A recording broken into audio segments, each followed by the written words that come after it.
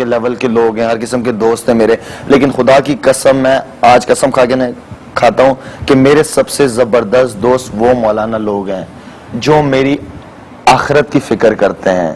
وہ لوگ میرے سب سے اچھے دوست ہیں, اس لیے انہیں فکر ہے میری کہ میں صرف دنیا میں پیسہ کمانے یا کرکٹ کھیلنے نہیں آنا ہوں. میں نے یہ ساری چیزیں چھوڑ دینی ہے. میں اتنی سی قبر میں لیٹا ہوا ہوں گا, آس پاس کوئی نہیں ہوگا, صرف میرے اعمال ہوں گے.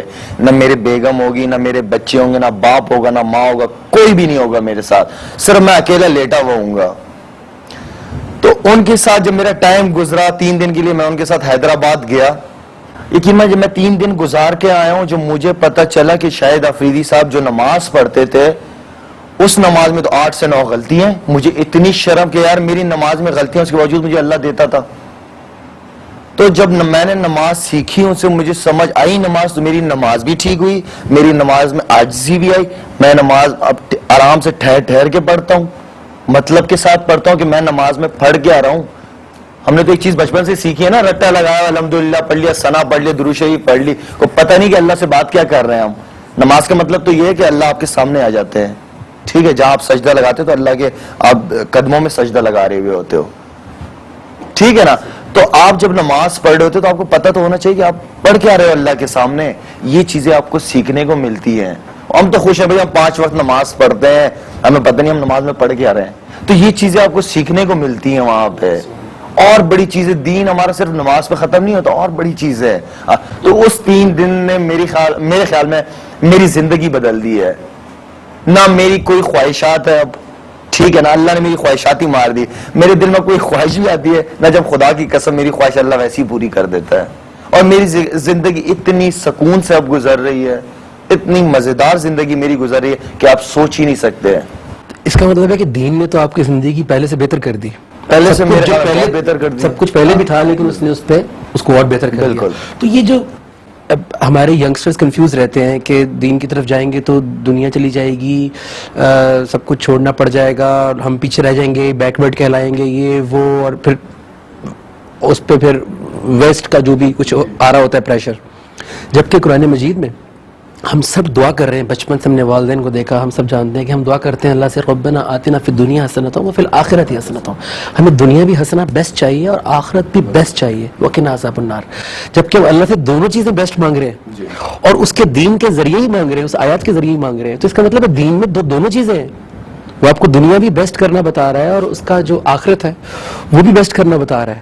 تو پھر یہ کنفیوژن کہاں سے آیا کہ ینگسٹر اور پڑھے لکھے لوگ وہ دور ہو گئے؟ بڑا زبردست سوال پوچھا نا جب آپ نے.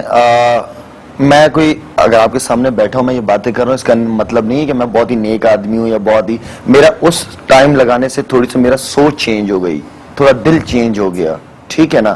اب اگر مجھ سے کوئی گناہ ہوتا بھی ہے تو مجھے بہت زیادہ افسوس ہوتا ہے کہ مجھ سے ہوا کیوں. پہلے تو افسوس ہی نہیں ہوتا تھا, پہلے تو انجوائے کرتے تھے اس چیز کو, اب افسوس ہوتا ہے. گناہ کرتے وقت جاتے ہیں تو گناہ اللہ کسی نہ کوئی بات آپ کے دل میں ڈال دیتا ہے تو آپ گناہ سے پیچھے ہو جاتے ہیں. میں یہ نہیں کہہ رہا کہ میں بہت زیادہ بزرگ ہوں, لیکن ایک بات بتا رہا ہوں جو میری زندگی میں تھوڑا سا فرق آیا ہے. آپ نے جس طرح یہ بات بتائی, دیکھیں آج کل ہمارے ایسے ماحول ہم لوگوں نے اپنے آس پاس بنایا ہوا ہے. کوئی بھی والدین دیکھ لیں آپ, ابھی بچہ پروسیس میں ہے, ٹھیک ہے نا. باپ کیا چاہ رہا ہے, بیٹی ہو. ماں کیا چاہ رہی ہے, بیٹا ہو. بیٹا ہوگا میں ڈاکٹر بناؤں گی, کرکٹر بناؤں گی, بینکر بناؤں گی. بیٹی ہوگی تو میں یہ بناؤں گی. آپ یہ بتائیں کتنے پیرنٹس ہیں خدا کی قسم کر کے کہ وہ یہ چاہتے ہیں کہ اگر ہماری اولاد ہو تو ہم اسے ایک اچھا مسلمان بنائیں. کوئی ہے پیرنٹس اس طرح کے جو اس طرح سوچتے ہوں؟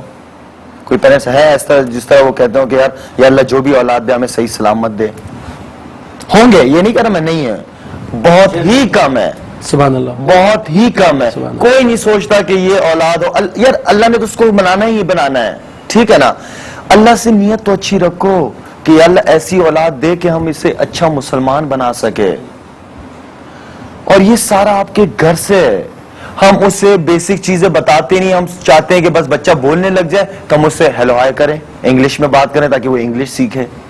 یار انگلش سیکھ لے گا وہ, لیکن جو بیسک چیز ہے نماز, کلمے کا مطلب, جب تک ہم یہ چیزیں بچے کے ذہن میں شروع سے نہیں ڈالیں گے وہ ایک اچھا کیریکٹر, ایک اچھا وہ نہیں بن سکتا. نہ وہ اچھا اولاد بن سکتی ہے. اگر اس کے ذہن میں شروع سے ہم نے ڈاکٹری کا اور دوسری چیزیں ہیلو ہائے کے چکروں میں اس کو پڑھوا دیا نا تو وہ اچھی اولاد نہیں بن سکتا. تو اس کا مطلب ہے دین جو ہے وہ کیریکٹر بلڈنگ کے لیے ایک پورا ماحول دیتا ہے. بالکل. جو گھر سے شروع ہوتا ہے, جس میں والدین بھی ہوتے ہیں, ایک سوچ دیتا ہے. بالکل. اور آپ کی ماشاءاللہ مجھے بڑی خوشی ہو رہی ہے کہ, اور ہمارے ناظرین بھی بہت خوش ہو رہے ہوں گے, آپ کی جو سوچ ہے وہ جو غور و فکر ہے اس کے اوپر میں قرآن مجید سے ایک حوالہ کوٹ کرنا چاہوں گا. سورہ انفال ہے 8, اس کی 29 نمبر ورس میں اللہ تعالیٰ فرماتے ہیں کہ یا ایھا الذین آمنوا, اے وہ لوگوں جو ایمان لائے ہو, ان تتقوا اللہ, اگر تم تقوی اختیار کرو گے. کیونکہ جب ہم غور کرتے ہیں, سوچنا شروع کرتے ہیں, تو ہماری کانشیسنس, ہمارا تقوی بیدار ہوتا ہے. تو ان تتقوا اللہ, اگر تم تقوی اختیار کرو گے, یجعل لکم فرقانا, تو میں تمہارے لیے فرقان بنا دوں گا. اور فرقان ہم جانتے ہیں وہ نعمت ہے جو صحیح اور غلط کی تمیز ہمیں بتاتی ہے قرآن مجید کے روپ میں. یجعل لکم فرقانا, ہم تمہارے لیے فرقان بنا دیں گے. ویکفر عنکم سیئاتکم, اور تم سے تمہاری برائیاں دور کر دیں گے. ویغفر لکم, اور تمہیں بخش دیں گے. واللہ ذو الفضل العظیم. تو یہ تمام جو نعمتیں ہیں کہ فرقان ملے زندگی میں, صحیح غلط کی تمیز شروع ہو, اس کے بعد برائیاں دور ہونا شروع ہو ہماری لائف سے, ہماری بخشش شروع ہو, اور ہم پہ اللہ تعالیٰ کا پھر فضل عظیم ہونا شروع ہو جائے. تو یہ پورا پیکج کہاں سے شروع ہو رہا ہے؟ ان تتقوا اللہ, اگر تم تقوی کرو گے, اگر تم غور و فکر کرو گے, سوچو گے. تو ناظرین, ہمارے پاس یہ اتنا بڑا خزانہ ہے, اللہ تعالیٰ کی کتاب, اللہ تعالیٰ کی نبی کریم صلی اللہ علیہ وسلم کی پریکٹیکل لائف احادیث کی صورت میں, اور شاید میں جس طرح کہا وہ لوگ جو اللہ تعالیٰ کو جنہوں نے لائف ڈیووٹ کر دی ہیں, جو اپنی زندگی میں لے کے چل رہے ہیں, کیونکہ بغیر ماحول کے, بغیر ایٹماسفیئر کے کوئی بھی چیز آپ اڈاپٹ نہیں کر سکتے. اچھا کرکٹر بننے کے لیے بھی آپ کو اچھے کلب میں اچھی لوگوں کے ساتھ کھیلنا پڑتا ہے. بالکل. تو اچھا مسلمان بننے کے لیے بھی آپ کو ضرورت ہے ماحول کی. شاید آپ نے بہت ساری زبردست باتوں کو ٹچ کیا ہے جس کو میرے لیے سم اپ کرنا مشکل ہو رہا ہے. آپ نے نماز سمجھ کے پڑھنے کی بات کی, جو کہ ایک اتنا بڑا رول پلے کر سکتا ہے کسی کی لائف میں. میرے اپنے زندگی میں جو جن کے اوپر میں فخر سے کہہ سکتا ہوں کہ کچھ تبدیلیاں آئی ہیں, اس میں نماز کا بہت بڑا ہاتھ ہے. اور وہ صرف تب ہوا جب جس بات پہ سجدہ کیا تھا وہ بات سمجھ میں آئی, تو جسم کے ساتھ ذات بھی جھکی. جب ذات جھکی تو پھر ذات سوچ میں پڑ جاتی ہے کہ یار میں نے اب سجدہ کر لیا تو کرنا بھی پڑے گا. اس سے پہلے صرف بغیر سوچے سمجھے سجدہ کر رہے تھے. آپ نے سجدے کی بات کی, آپ نے مسجد سے تعلق کی بات کی, آپ نے سوچ کی بات کی. مسجد کا کانسیپٹ ہمیشہ سے یہی تھا کہ ہر فیلڈ سے لوگ جائیں گے مسجد میں, کیونکہ جب میں اکیلا پڑھتا ہوں نماز تو میری لمیٹیشنز ہیں, مجھے چند آیات یاد ہیں, چند سورتیں یاد ہیں, ٹھیک ہے, میں حافظ نہیں ہوں, بہت سارے لوگ حافظ نہیں ہوتے, اور مجھے اپنی زندگی سے کچھ آیات کی روح مل چکی ہے جس کو میں اپنی نماز میں پڑھتا ہوں, اس کو مینٹین کرنے کی کوشش کرتا ہوں, لیکن مجھے آگے بھی بڑھنا ہے. مسجد کا کانسیپٹ یہ تھا کہ میں مسجد جاؤں گا, وہاں پہ وہ لوگ ہوں گے جو مجھ سے بہت آگے ہیں مرتبے میں, درجات میں, جو اس سے گزر چکے ہیں فیز سے. اچھا, وہاں پہ ایک ڈاکٹر بھی آئے گا, انجینئر بھی آئے گا, فوجی بھی آئے گا, کرکٹر بھی آئے گا, ایکٹر بھی آئے گا, وہ تمام لوگ جو اللہ کو ڈھونڈ رہے ہیں, جو اپنی زندگی کو امپروو کرنا چاہتے ہیں. اور جب وہ سب اکٹھے ہوں گے اور ایک میسج پڑھا جائے گا نماز میں, اور جو سب کے کانوں میں جائے گا, اور سب سجدہ کر کے جب اپنی اپنی فیلڈ میں جائیں گے تو اس میسج کو جا کے اپلائی کریں گے. کرکٹر گیا, اس نے جا کے اپنی ٹیم کے ساتھ تعلقات بہتر کیے, اس نے اپنی اپنی چیزوں کو کنٹرول کیا, فوکس کیا. ڈاکٹر گیا, اس نے جا کے اپنے سٹاف کے اوپر کام کرنا شروع کیا, اپنی پرسنل لائف پہ کام کیا. فوجی نے جا کے اپنی بٹالین سے خطاب کیا کہ ہمیں یہ کرنا ہے, یہ کرنا ہے. پولیس مین نے اپنا کام کیا. تو یہ تمام جو مسجد کا جو سب سے بڑا جو کہتے ہیں اتنے گناہ ثواب ہے, اسی وجہ سے ہے کہ سب کو کلیکٹیو سننے کو ملتا ہے اور سب جا کے کنٹریبیوٹ کرتے ہیں سوسائٹی میں.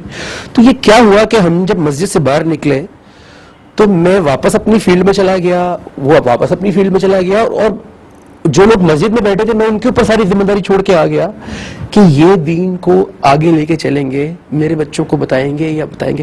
کیا میری بھی ذمہ داری تھی, اور جتنے لوگ مسجد میں آئے تھے ان کی ذمہ داری تھی کہ وہ بھی دین کے لیے سوچو فکر کرتے, غور و فکر کرتے, اس کے لیے علم حاصل کرتے. حضور اکرم صلی اللہ علیہ وسلم کے بعد کوئی اور پیغمبر نہیں آئیں گے, وہی ہمارے آخری پیغمبر تھے.